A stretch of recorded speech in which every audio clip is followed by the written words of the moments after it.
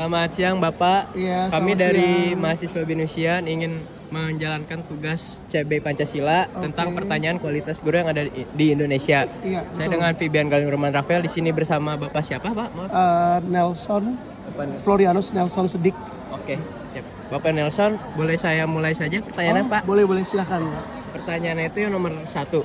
Menurut Bapak ini, seberapa penting peran kualitas guru dalam meningkatkan mutu pendidikan yang ada di sekolah, Pak? Iya, kualitas guru itu penting sekali karena nanti kualitas guru itu berpengaruh kepada kualitas murid. Maka perlu namanya kalau guru ya mengikuti perkembangan zaman, upgrade diri tentang media dan cara pembelajaran atau mungkin skill berbicara di depan. Itu penting. Kalau guru berkualitas berarti kemungkinan akan menghasilkan siswa yang berkualitas. Seperti itu. Oke Pak, siap.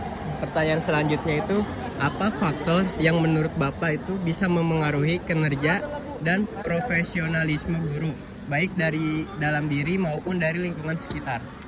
Kalau profesionalitas guru itu sebenarnya yang pertama itu dimulai dari sekolah tersebut. Apakah sekolah itu mendukung nggak? Nah, saya bersyukur berada di sini. Kita ada banyak pelatihan sehingga pelatihan-pelatihan itu mendukung profesionalitas kita guru. Nah, kalau dari luar, nah mau tidak mau kita harus mengikuti. Contoh nih ada seminar di mana, ada kegiatan pelatihan apa, mau tidak mau ya kita harus mengikuti ya agar profesionalitas kita guru itu dapat tercapai.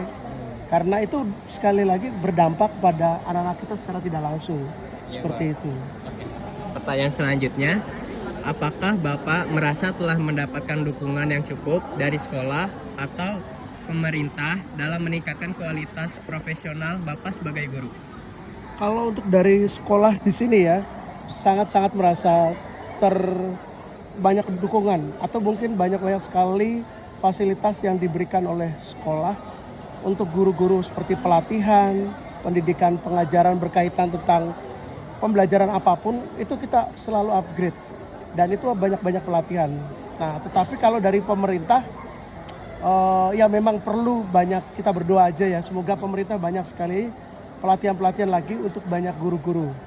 Tetapi secara garis besar ya pemerintah perlu juga memberi pelatihan itu pada guru. Tapi kalau untuk sekolah di sini aman-aman sampai sekarang banyak sekali. Cukup. Pertanyaan selanjutnya, pelatihan atau pengembangan profesional apa saja yang pernah Bapak ikuti dan bagaimana pengaruhnya terhadap proses pembelajaran yang ada di kelas, Pak? Kalau yang pernah saya ikuti itu tentang pengelolaan kelas dan media pembelajaran. Media pembelajaran itu kita ya salah satunya berkaitan tentang ya bukan hanya PowerPoint, mungkin Google Doc atau mungkin Canva atau yang lain-lain. Itu media-media yang kita diminta harus belajar. Nah itu di sekolah kita pasti setiap 1 tahun sekali itu diajarkan itu.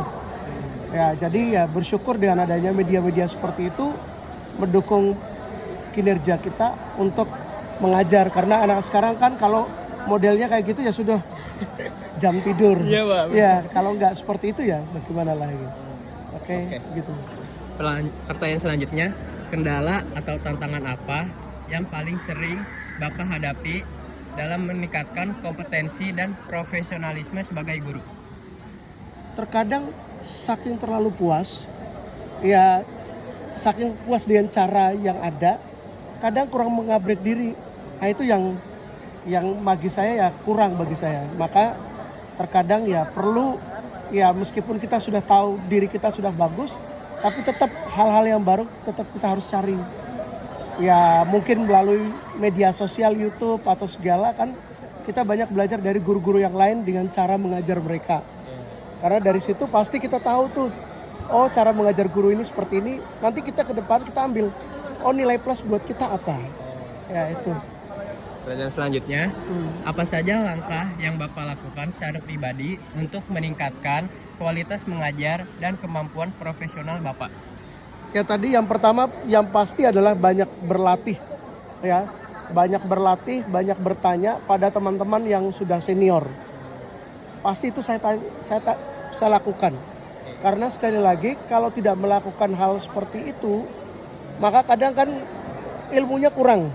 Karena dari senior atau junior, karena anak-anak guru-guru muda sekarang lebih banyak profesionalitasnya di bidang media sosial itu lebih bagus. Maka saya banyak belajar dari mereka.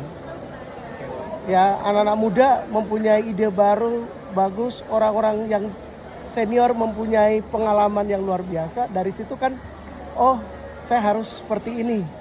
Maka ketika nanti mengajar, yakin saya sih tetap terjaga profesionalitas kerja saya. Oke, Pak. Pertanyaan yang terakhir, Pak. Apa harapan Bapak terhadap sistem pendidikan saat ini agar lebih mendukung peningkatan kualitas dan profesionalisme guru? Sebenarnya yang kita harapkan itu kurikulum yang pasti. Itu yang pertama. Ya jangan sampai ganti menteri, ganti kurikulum. Kasihan guru. Itu yang pasti kasihan guru. Wah itu luar biasa. Yang kedua, kesejahteraan guru. Khususnya teman-teman yang honorer, jangan sampai masa dalam 1 bulan mengajar gaji hanya 300.000, itu kan di luar nalar. Jadi ya hal itu yang benar-benar harus diperhatikan oleh pemerintah.